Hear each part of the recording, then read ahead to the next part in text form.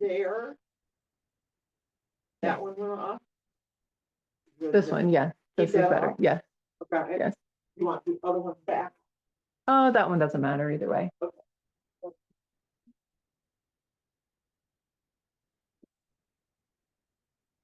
That's great. Perfect. I would say perfect. Even perfect.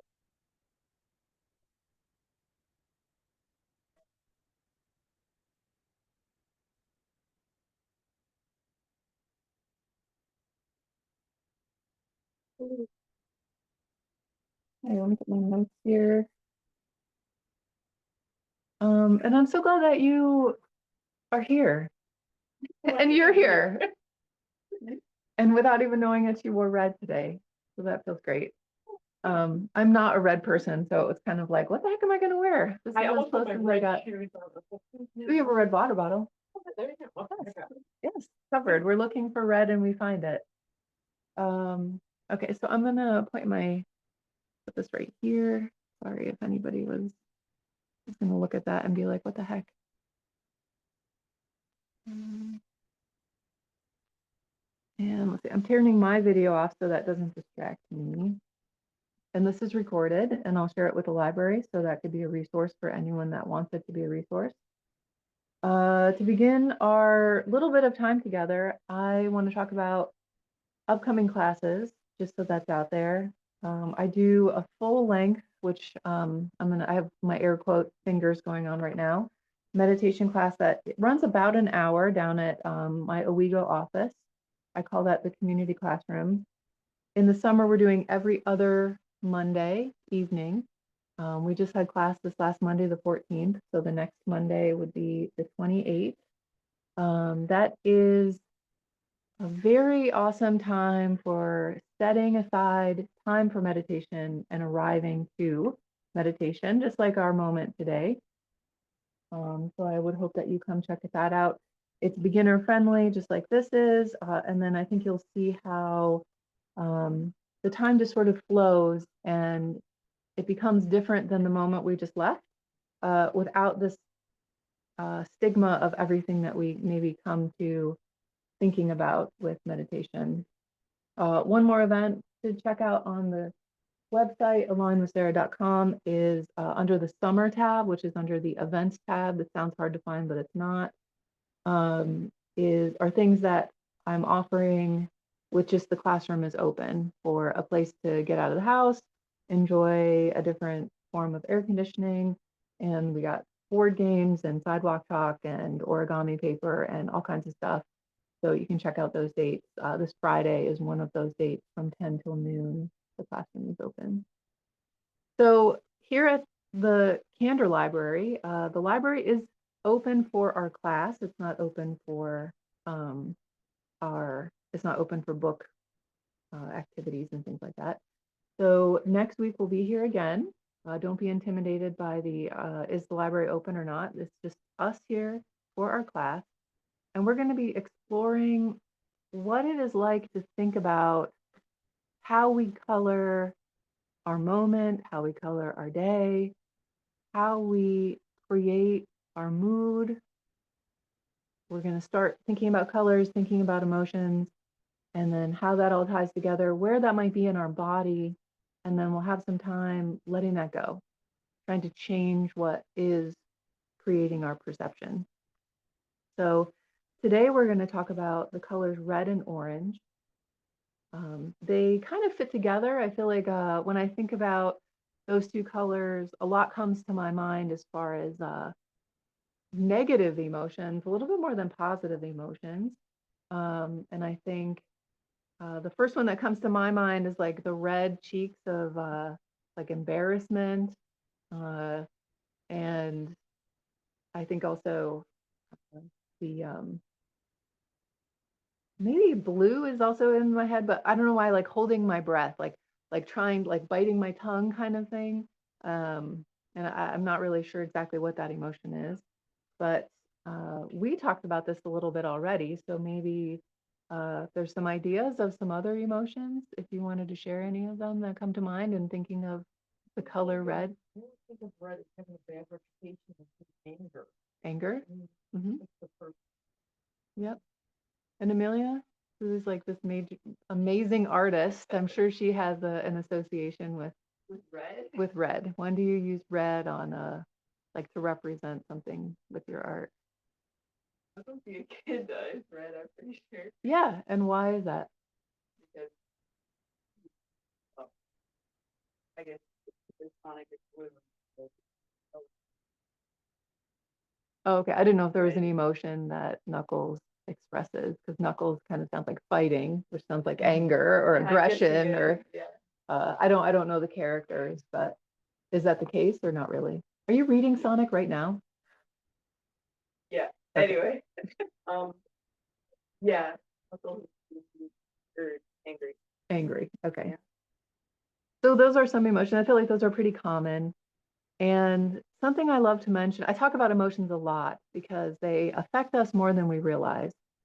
And in my opinion, and other people's opinions, emotions can be boiled down to either fear or love. There's truly only two emotions. There's tons of different branches of them, but when we're having an emotion, when we consider that, like, is this a form of love or is this a form of fear? Or maybe you can boil it down to two different, more of like a positive emotion, negative emotion, and um, the negative, and I'm using my air quotes again, that come to mind.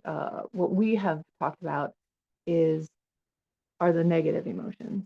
And so, what would be the opposite of the? I offered humiliation. We have anger, holding a grudge. Those are those forms of fear. And so, what can we imagine would be the opposite of anger? And you could say that out loud or just think about it in your mind. To me, the opposite of humiliation is courage or confidence. Self-worth comes to mind as a positive emotion, a form of love. And maybe we were talking about Sonic. We have blue, yellow, red. And Sonic is really, I feel like I do know a little bit about Sonic. He's kind of impulsive, but he's open-minded to the process of like something else.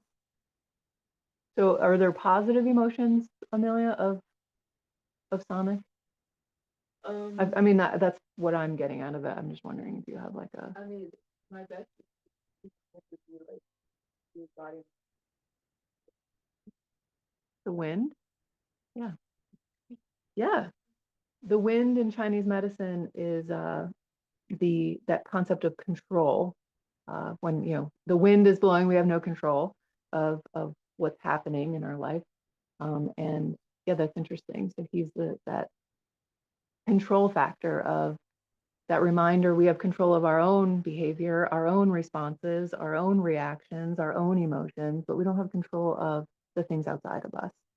We can learn to adapt and respond differently. We can learn to be less sensitive. We can learn to understand why we're so sensitive. And it may be we have this feeling of anger inside of us. That's these lenses that we see things through. Maybe people aren't trying to be jerks to us. Maybe we're not recognizing our own behavior, our own posture, our own vibe that we're putting out there. We're talking about colors because in the back of my mind, these relate to the system in our body that helps regulate our emotions.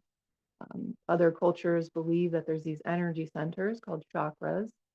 When we are looking at the body with the physical anatomy, we have glands in every one of these areas that actually help regulate our emotions. They help create our emotions. Our brain, though, is the thing that responds to our environment, connects to what has happened to us in the past, and then chooses these hormones to dump out into our system, which is our emotions or our feelings and our perception of what's actually happening.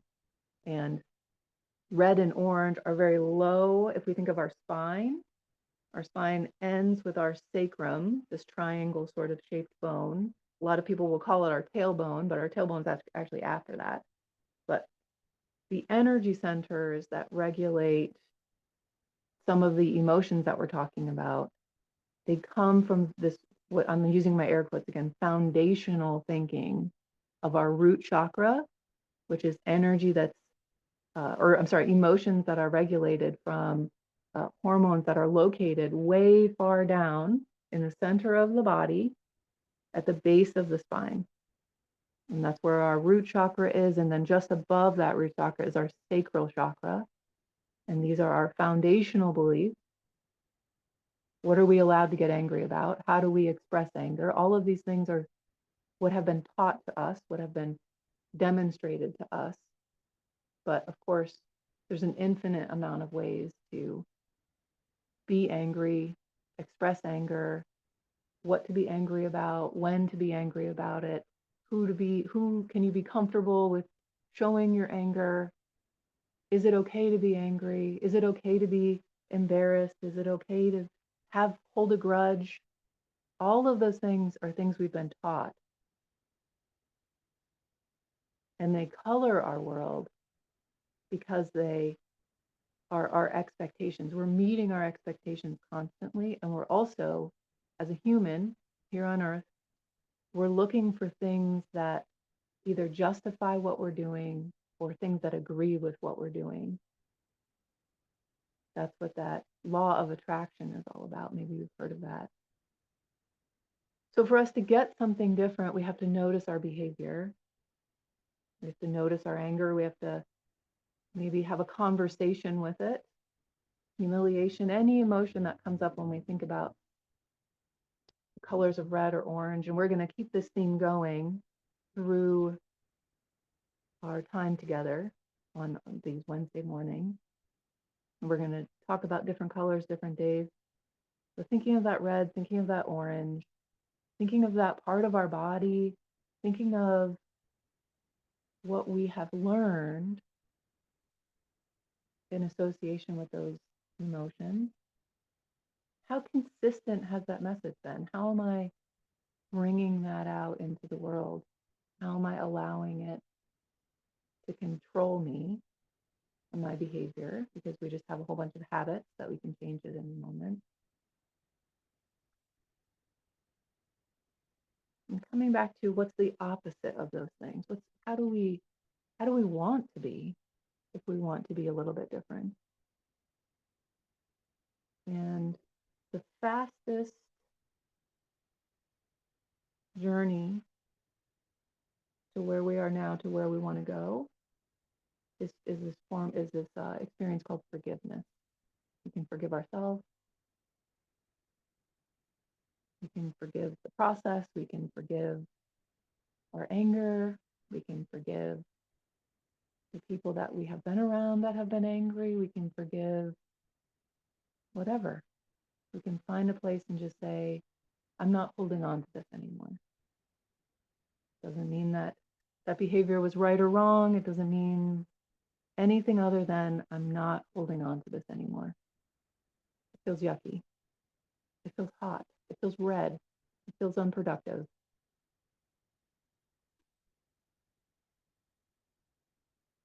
And so we might even be in a point of some reflection right now. So we're going to have just a moment of silence. I have my eyes closed. They've been closed for a while. I tend to do that when I'm talking because it helps me not be so distracted.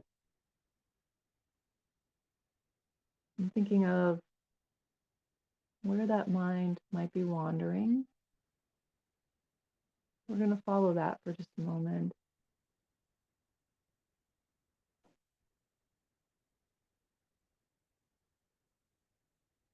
Listen to that story just for a moment. Maybe there's no story. Maybe we're just imagining some colors. Maybe we're just very proud of the choices we've made.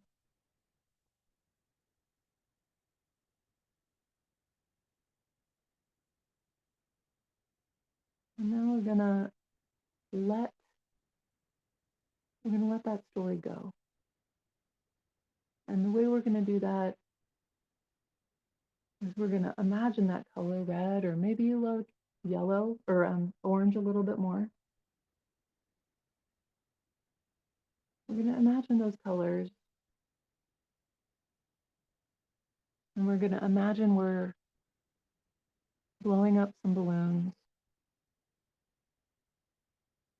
Maybe there's a whole bunch of balloons, all different colors of red and orange. And we can be using our breath. We can have a helium machine. We can have one of those little pump up things.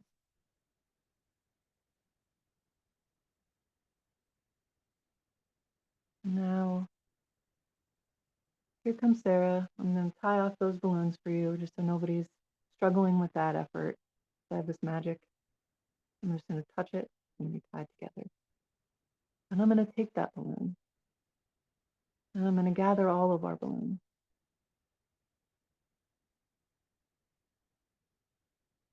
And we're going to choose how we're going to get rid of these balloons. We're going to let these go.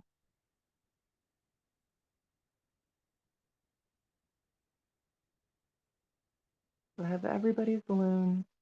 I have my balloon. And when I hold them up and I let them go, some of them go up, some of them go down and bounce on the ground a little bit. Maybe some of them pop.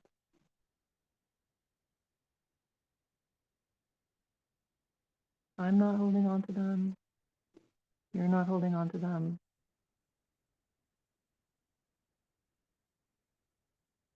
They aren't here anymore.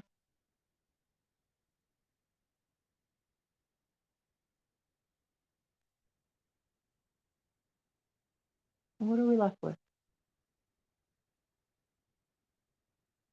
We have a little bit more of ourself.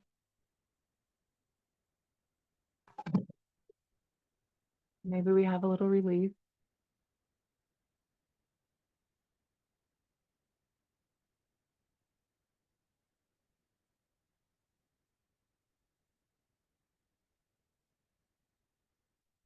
We have a little bit of our wake-up call. Life is still happening around us.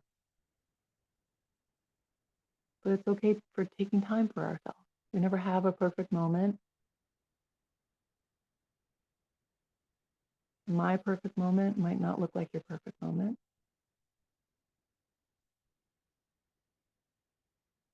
But if we take a feeling of whatever it is that might be frustrating us, creating stress, creating anger, what if we just took a deep breath and imagined we were filling up a balloon? Take that breath in, and when we exhale, we can just let that go, or we can imagine a color of a balloon that might help us represent that feeling we're having. And fill up that balloon. We can go give it to the sky. We can let it go and see what happens. Maybe it floats, maybe it bounces down onto the ground. And eventually it'll find a sharp little rock, and the earth will help us let it go.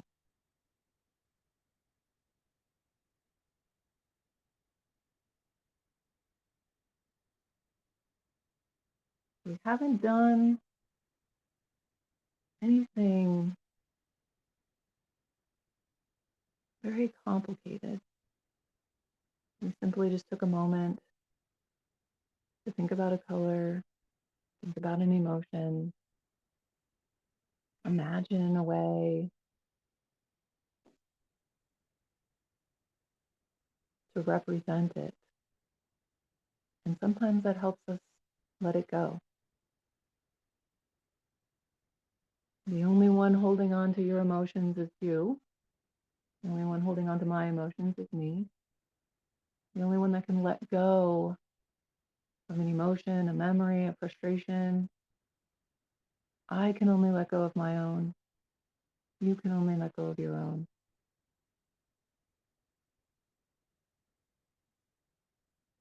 And believe it or not, we've had our moments of our meditation time.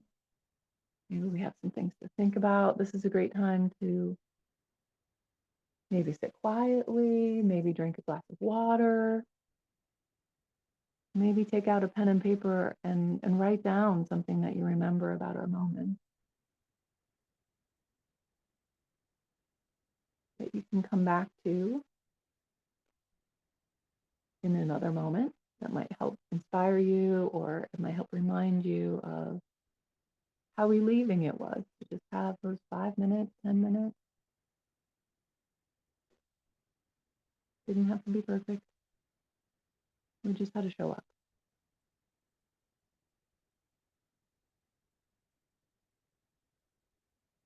So now we're back to life. Now we're back to the library. Now we're back to the things that annoy us, the things that make us angry, the things that stress us out. And what might feel different in this moment that will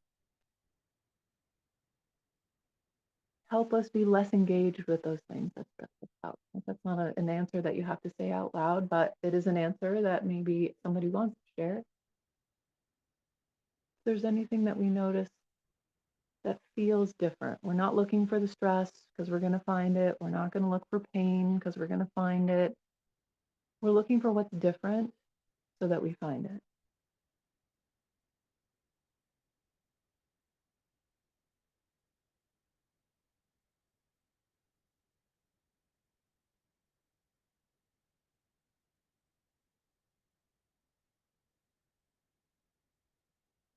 And we might just feel a little full of wonder.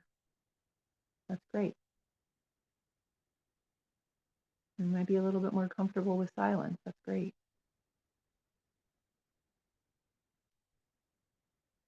We might be wondering where our balloon went. That's great.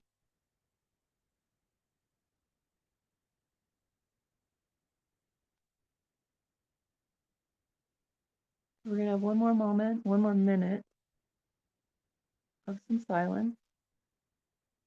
I'm going to keep track of that minute by counting my breath cycles. This is a breath in and a breath out is one cycle. On purpose, I'm going to be counting on my exhale. And so we'll have this silence for about a minute and come back and we'll close our class.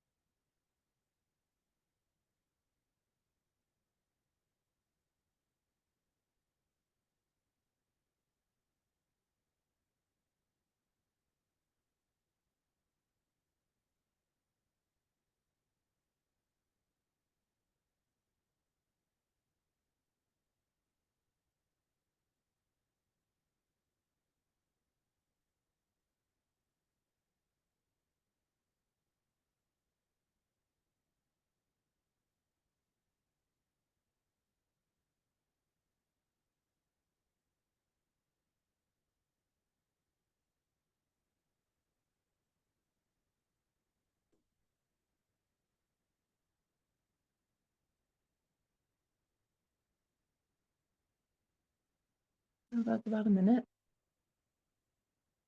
And we'll finish up our class. I'm going to end this Zoom session unless there was anything else anybody wanted to share. Amelia, is there anything you want to share over there? How inspired you feel? How chilled out you feel? She's good. That's great. All right. All right. Thank you. And hopefully we'll see a crowd next week. Each Wednesday for the next few Wednesdays here at the Candor Library at 10 o'clock till just about 10:30. And thank you.